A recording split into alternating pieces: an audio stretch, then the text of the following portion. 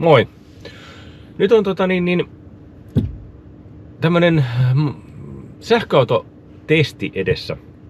Mä oon itse asiassa tämmösen vastaavallisen testin tehnyt keväällä jo Audi A6, Xpengin G6, mutta mä en niistä videoita en tehnyt, mutta tämmösen demonstraation tein, että miten tää homma niin kuin niillä toimisi. Ja nyt mä sitten ajattelin tehdä tämmösen ensimmäisen videon tästä koajotestistä.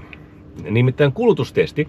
Mielenkiintoista on viedä auto mukavuusalueen ulkopuolelle, että miten sitten käy. Ja sähköautotapauksessa mukavuusalueen ulkopuolelle vieminen tarkoittaa moottoritieajoa. Eli mulla on edessä tämmönen 300 kilometrin matka moottoritienopeutta, eli tästä Espoosta Kaarinaan ja takaisin. Ja katsotaan sitten, että miten onnistuu. Siinä on muutamia tämmöisiä eri pointteja. Ensinnäkin, mikä on koajon sähkönkulutus. Ja se, että pääseekö yhdellä latauksella tekemään tämän koko reissun vai ei, ja pitääkö ladata välissä. Ja muutenkin vähän tämmöistä moottoritie-fiilinkiä, että kuinka sitten käy, kun ollaan todellakin siellä mukavuusalueen ulkopuolella. Mä vedän täysin moottoritien nopeutta, en minkään rekan perässä, vaan ihan rajoitusten mukaan. Eli tästä Espoosta kun lähdetään, niin mennään tuonne Espoon Ikean kulmille asti, mennään about teralla 100, sen jälkeen se vaihtuu 120, sitten mennäänkin 120 Kaarinaan ja sitten takas. Sama reitti. Tämä auto mulla on tullut viikon koajossa ja mun koajon kesikulutus on 19,5 kilowattituntia satasella. VLTP-lukema tälle autolle on yhdistetty 17,5. Toimintasäde tähän tehdaslupaa tälle autolle 450 kilometriä, eli periaatteessa toi reissu pitäisi heittämällä onnistua, että 300 kilometriä moottoritieajoa. Audi A6 se meni kevyesti, meni myös Xpengin G6 kevyesti, molemmissa jäi toista 100 kilometriä rangeen vielä jäljelle. Katsotaan miten käytä Volvon kanssa. Tässä on 69 kilowattitunttinen akku, eli autona Volvo EX30 seikkailumuoviversio, eli cross country. Nollataan tuosta tuo ajotietokone nollille. Akku on täysi, eli akku on 100%. Ajotietokoneen näyttävä toimintasäde ennuste on 329. Se ei ole mulla itse asiassa koko viikon koajon aikana kertaakaan. Mä oon aika usein ladannut akun täyteen. Kertaakaan se ei ole mennyt yli 340 kilometrin toi ennuste.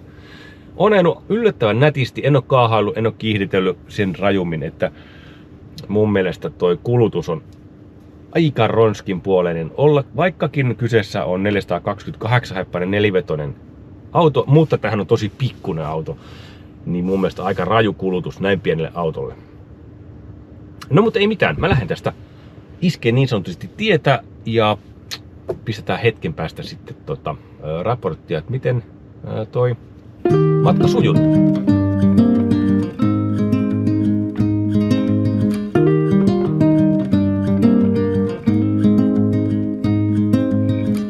Tuosta alkuhöpöttelystä jäi säätiedotus kertomatta, eli 18 astetta lämmintä ja melkein tyyntä, puolipilvistä. No nyt paistaa aurinko oikein komeasti.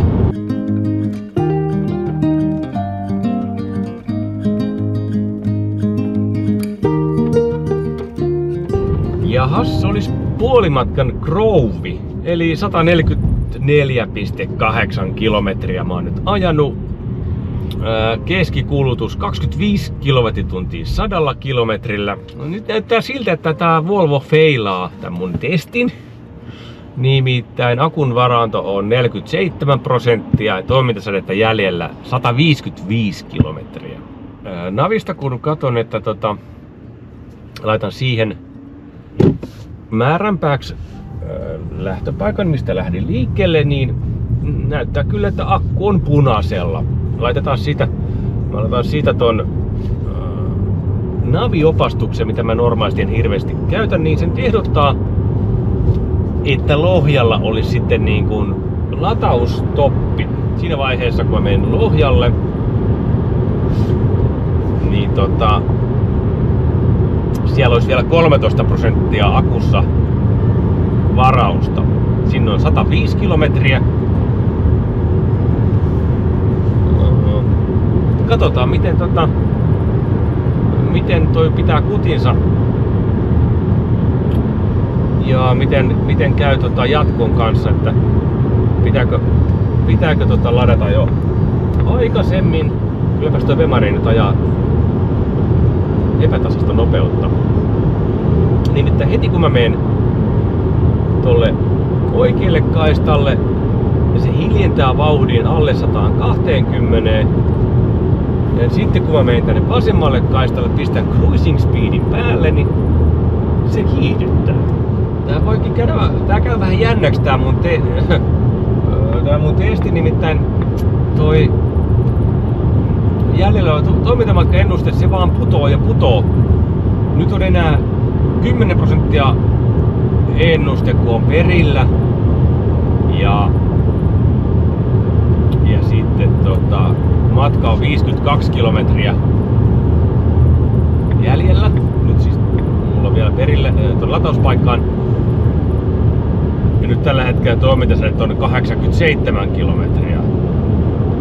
Niin se olisi 35 kilometriä näyttää toimintasädettä sitten jäljellä. Et jos mä tekisin nyt sitten niin kuin kaikki muut tällaiset normaalit sähköautoilijat, nehän pudottais nopeutta. No minähän en sitä tee. Mutta mitä hittoa, täällä on joku tietyö. Täällä on siis asfalttityö. Kaistoja suljettu. Mun on siis pakko pudottaa nopeutta. Perään. Mä joudun menen rekan taakse. Nyt kun täällä tuli Navin ilmoitus tietyötä edessä päin. 5 ilmoitusta 33 minuuttia sitten Google Maps kuljettajilta. Vielä täällä mä laitan tuohon noin. Tässä on siis tuo Google Maps, niin mä pistin tuohon, että vielä täällä. Kiitos, että autoit tuli Google Mapsilta ilmoitus. Joo, katsotaan sitten, että joudunko mä tosissaan, kun mä pääsen lähemmäksi Lohjaa, että joudunko mä tosissaan niin kun hiljentää vauhtia sen takia, että pääsen perille. Siinä on backupina vielä sitten se Lohjan ABC, mikä on pikkasen aikaisemmin. Enpä uskonut, että tää menee niin näin tiukalle tän kanssa, mutta latauspaikkasuunnitelma muuttui, eli lataankin tuossa Lohjan ABC:llä. Tuo toimintasädeennuste rupesi niin dramaattisesti putoamaan, niin näin. Eli mulla on matkaa nyt enää 12 kilometriä tonne latausasemalle. 10% pitäisi olla varaustila akussa perillä. Nyt tällä hetkellä on 13% varaustila. Eli 30 kilometriä pyöreästi jää toimintasädettä sitten tämän hetkisen ennusteen mukaan, kun pääsen perille. Mä oon tässä Rechargella nytten. Toi pömpeli näyttää, että maksimi 150, mutta sitten appi näytti 200. Katsotaan, miten kauan tää kestää. Auto vastaanottaa maksimissaan 175 kilowattia. Ja nyt on 9% oli varaustila, kun mä saavuin tähän, ja range oli 33 kilometriä. Eli sehän näissä, kun mainostaa monen auton suuria lataustehoja, niin monessahan se ongelma useimmiten on just tuolla pömpelin päässä. Että autot saattaa kyllä ottaa vastaan suurimpiakin tehoja, mutta sitten ei ole vaan semmosia latureita, missä on hönkää niin paljon, että ne työntää sitä virtaa niin paljon, kun auto ottaisi vastaan. Nyt 80% meni, se 30 minuuttia meni tohon lataushommaan. 4 minuuttia heitti tosta tehtaan lukemasta. Aika ihan jees suoritus. Eli tän motoritestin tuloksena tällä seikkailumuovi Volvolla pääsee moottoritievauhtia 245 kilometriä. Tai ehkä pikkasen päällekin, mutta parikymmentä kilometriä päälle, mutta sitten akku on täysin nollilla. Eli 245 kilometriä, ja nyt kävi vielä niin hyvä tuuri, että tämä latausasema osui näin lähelle sitä akun loppumista. Et harvoin käy näin hyvä tuuri, ja tässä mulla on vielä monta eri vaihtoehtoakin lopussa, että ei tarvitse silleen niin pahasti jännittää, koska vaihtoehtoja pysty sitten niin kuin, jos joskus ollut rikki tämä tai ei olisi toiminut tai jotain muuta, niin mennä toisellekin. Ihan pieni pelivara jäi tohon, mutta 245 kilometriä. Vähän petyin tähän tulokseen. Keskikulutus 24,3 kilowattituntia 100 kilometrillä.